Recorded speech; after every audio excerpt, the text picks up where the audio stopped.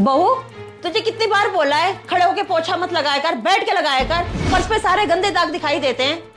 Mummy जी, आपको तो बहुत अच्छे से पता है मेरी बैक में पेन रहता है, इसीलिए मैं खड़े होके पोछा लगाती हूँ। बैठकर पोछा मुझसे लगाया नहीं जाता है। बहू, तेरी उम्र क्या है अभी? तेरे कमर में जो दर्द रहता है, कभी तेरे कमर में दर्द, कभी तेरे पैरों में दर्द, कभी तेरे हाथों में दर्द, 100 तरह की बीमारियां हैं तुझे। मुझे देख, तीसरी मंजिल पे भाग के चढ़ जाती हूँ, न जाने कहाँ से बीमार बहू ले आई मैं। ठीक है मम्मी जी, अब से मैं बैठ के पोछा लगाया करूंगी।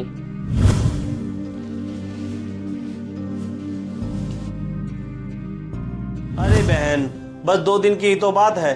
सैटरडे सुबह 5 बजे निकलेंगे और हम संडे रात को 10-11 बजे तक घर पहुंच भी जाएंगे। हाँ भाई, तू बिल्कुल सही कह रहा है। हम भाई बहनों को बाहर गए हुए ना काफी टाइम हो गया है, और वैसे भी ना मेरा बड़ा दिल कर रहा है तुम सबसे मिलने का। मैं ना ऐसा करती हूँ, थोड़ी देर में तेरे को फोन करके बताती हूँ।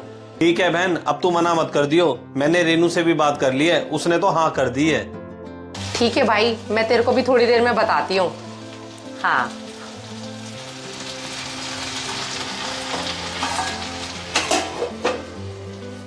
क्या मम्मी, आप दूसरों की लाइफ में इंटरफेयर करती रहती हो? हमें उनकी लाइफ से क्या लेने देना? उनके पास तो मम्मी पैसा है, वो अपनी लाइफ में जो मर्जी करे। राजीव सुनो। हाँ डॉली बोलो। वो क्या है ना राजीव, मेरे भाई विक्की का फोन आया था। उसने ना जयपुर जाने का प्लान बनाया है, और ना वो मुझे और रेनू को भी अपने साथ ले जाने के लिए कह रहा है। अरे डॉली, ये तो बहुत अच्छी बात है। भाई बहनों को ना एक साथ जरूर घूमना चाहिए। और वैसे भी आपको अपने मायके गए ना शायद 5 या 6 महीने तो हो ही गए हैं।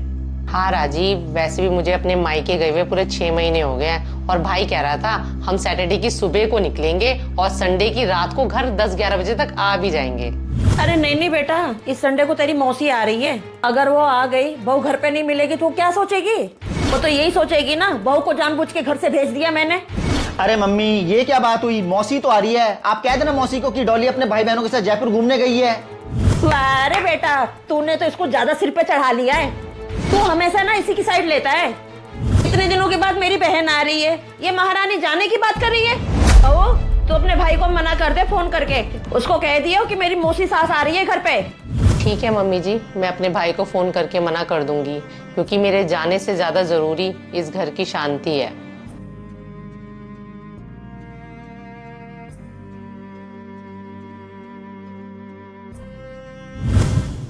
डॉली। हाँ राजीव। वो मैं कह रहा था यार, आज ना मेरे दोस्त आशीष के यहाँ चलते हैं। उसने नया घर लिया है यार, बहुत दिनों से कह रहा है मुझे, हम हर बार ही टाल देते हैं। ऐसा करो, आप ना वो जीन्स टॉप पहन लो जो हमने मॉल से लिया था ना, आपने अभी तक पहना ही नहीं वो।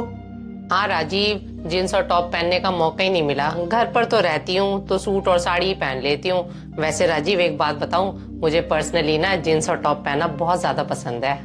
डॉली, मुझे पता आपको जीन्स और टॉप पहनना ना बहुत पसंद है, तभी तो मैंने आपको जीन्स और टॉप मॉल से दिलवाए हैं। अब आप देर ना करो, जल्दी से रेडी हो जाओ, ठीक है?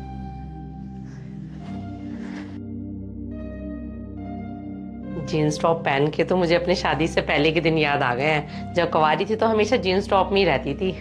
बहू, आई मम्मी जी।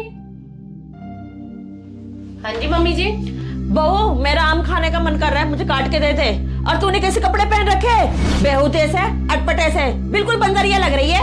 ऐसे बेहुदे से कपड़े पहन लिए, अपने आप को 16 साल की लड़की समझ रही है। मम्मी जी, ये जीन्स और टॉप ना मुझे राजीव ने मॉल से दिलाए थे, और राजीव ने ही मुझे पहनने के लिए बोला है अभी। अगर ना किसी और को बनाइया, ये उसने नहीं लेके दिए होंगे, तूने उसको बोला होगा लेने के लिए।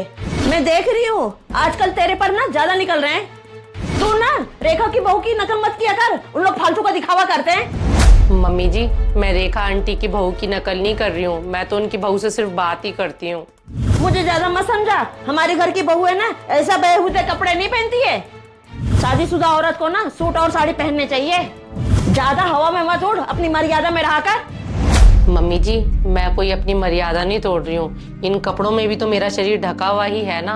और एक बात बताऊँ मम्मी जी, इतना तो साड़ी में भी नहीं ढका होता। ऐसा है बहू, अपने ये बेहुदा कपड़ों से ना सूट और साड़ी की तुलना मत कर तू। कहाँ साड़ी और सूट, कहाँ ये तेरे छिछोरे से कपड़े।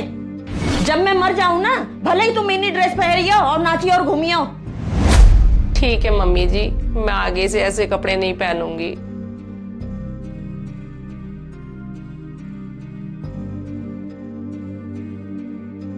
हाँ ये तो है बहन। बेटा तू घर पे आ जाती ना, रौनक सी लग जाती है। फोन पे इतनी बात हो ही नहीं पाती है। हाँ मम्मी, हर महीने एक चक्कर तो मेरा पक्का ही है यहाँ पे आने का। अच्छा ये बता बेटा, तेरी सास के घुटने का ऑपरेशन हुआ था, अब वो कैसी हैं?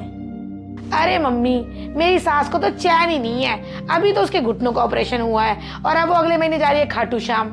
हाँ तो ठीक तो है बहन, अब तेरी सास पे कोई जिम्मेदारी तो है नहीं है, अब घूमे फिरे जो मर्जी करे।